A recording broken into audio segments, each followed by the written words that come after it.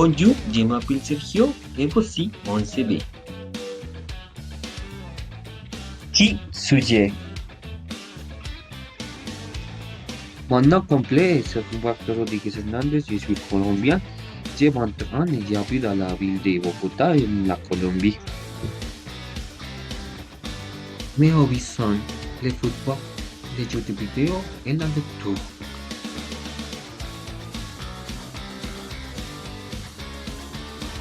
Quelle est mon expérience de travail?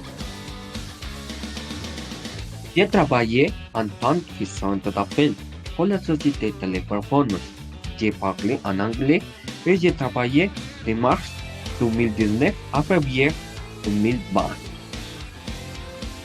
J'ai travaillé à la cathédrale de San Zipaquirá, j'étais à guide touristique et j'ai travaillé de mars à décembre 2018.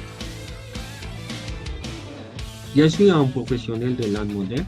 J'ai étudié à l'université ETSI en Colombie de 2018 à 2020.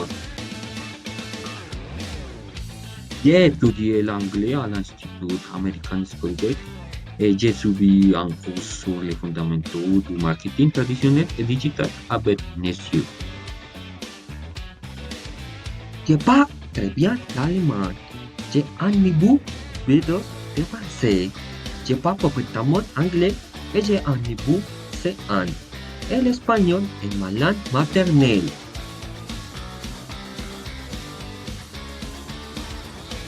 Je suis prêt à t'embaucher. Contactez-moi.